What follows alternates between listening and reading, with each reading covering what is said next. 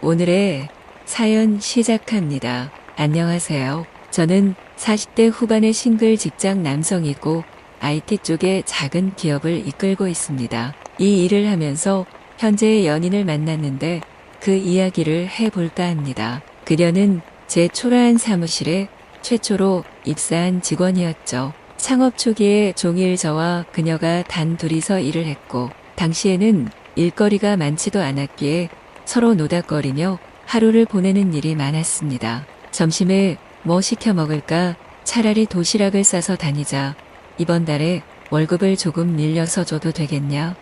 이런 종류의 시시콜콜한 잡담을 하면서 우리는 막연히 일의 성장을 기대하거나 우리 앞에 놓인 암담한 미래를 그저 웃음으로 날려 보내고는 했습니다. 그녀, 최초녀는 갓 대학을 졸업한 상태라 아무 경력이 없는 채로 저의 사무실에 들어온 거였고 저는 관련 업종에서 쌓은 약간의 업무 경험과 창업의 소스로 쓰려고 오랫동안 준비한 것들을 기반으로 마음만큼은 아주 바쁘게 움직이고 있던 중이었습니다. 하지만 창업 자금도 부족했고 회사를 꾸려갈 비용도 텅 빈 상황이었기에 하루하루가 정말 힘들어 미칠 지경이었습니다. 그러던 중에 저희 회사에 제법 큰 돈을 투자하겠다는 사람이 나타났고 저는 지인의 소개로 그 투자녀를 사석에서 만나게 되었습니다. 50대 중반의 아주 미인인 이혼녀였는데 첫눈에 저는 꽤 호감을 느꼈습니다. 그녀는 저보다 10대 살이 많았기에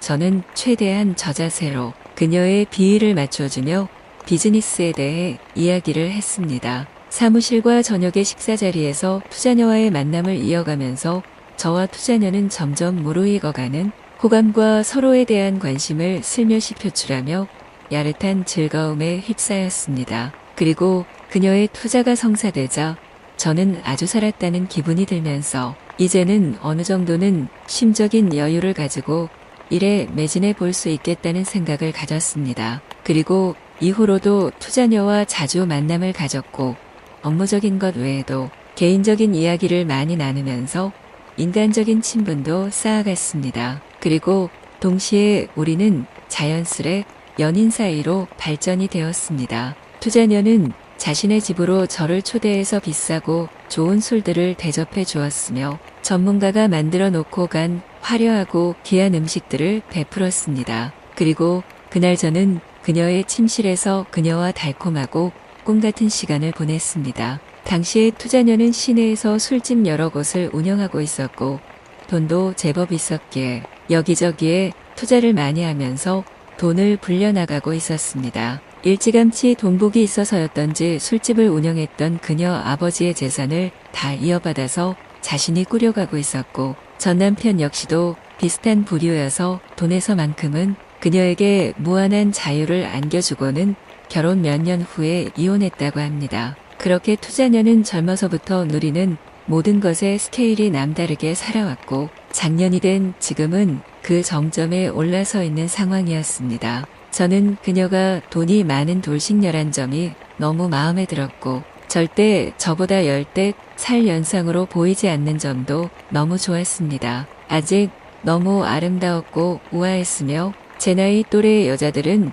절대 가질 수 없는 여유와 자신감이 가득한 여자란 것도 좋았습니다. 더구나 생을 어느 정도 겪어본 자가 가진 넓은 해안이 있는 것도 너무 만족스러웠습니다. 게다가 그녀가 만나온 남자들의 대다수가 화류계 안의 사람들이었기에 그런 남자들을 겪은 그녀 역시 성에 있어서는 보통의 사람들보다는 관심이나 지식이 많다는 점은 말할 수 없을 만큼 좋았습니다. 제가 만나온 어린애 같은 여자들에 비해서 투자녀는 월등히 성숙했고 돈은 말할 수 없이 많았고 젊은 여자가 흉내낼 수 없는 성숙한 매력이 아주 강렬하게 저를 사로잡고 만 것이었습니다. 저는 투자녀의 매력에서 허우적대며 그녀의 집에서 출퇴근을 반복하는 삶을 한동안 하고 있었습니다. 그녀는 제게 멋진 외제차를 사줬고 업무상 필요하면 얼마든지 쓰라면서 자신의 신용카드도 몇 장 주었습니다. 저는 그 덕분에 자신있게 사회생활을 할 수 있었고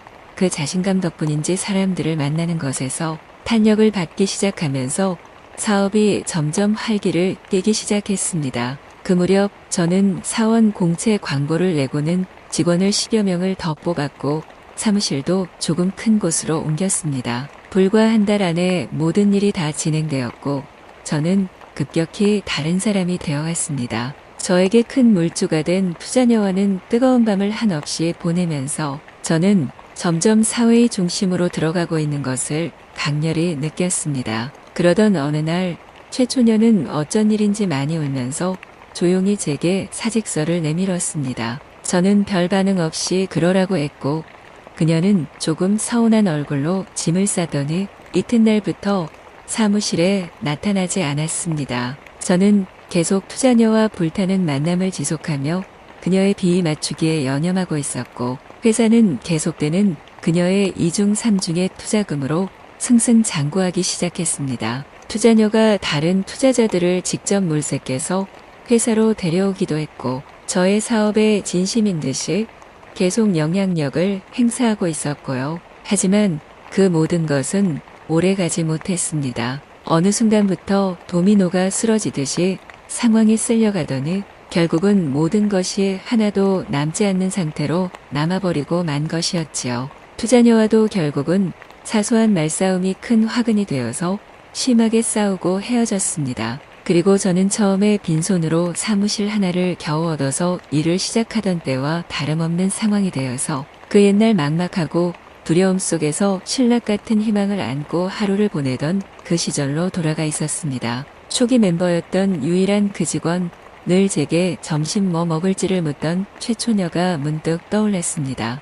혹시나 하면서 그녀의 옛 전화번호를 눌러보니 그녀가 여전히 그대로 있었습니다. 반가웠고 뒤늦게나마 너무 미안했습니다. 그녀가 왜 울면서 회사를 나갔는지를 저는 일찌감치 정확히 알고 있었습니다. 최초녀가 저를 점점 좋아하고 있던 그 순간에 투자녀가 나타나서 급속히 연애 무드로 들어갔고 그 상황을 최초녀가 눈치채고 있었던 것도 이미 알고 있었습니다. 최초녀가 저를 아주 좋아한다는 것을 이미 알았지만 저는 그 사실을 모호하게 걸쳐둔 채 한편으로는 투자녀의 거대한 돈과 매력 앞에서 최초녀를 아주 하찮게 여기며 거만을 부린 점도 있었습니다. 수화기 너머의 최초녀가 조금 심통난 척하면서도 반가운 기색을 담고서 제게 왜 전화했냐고 물었습니다. 저는 그녀에게 한번 만나고 싶다고 말했습니다. 잠깐 뜸을 들이던 그녀가 그러자고 했습니다.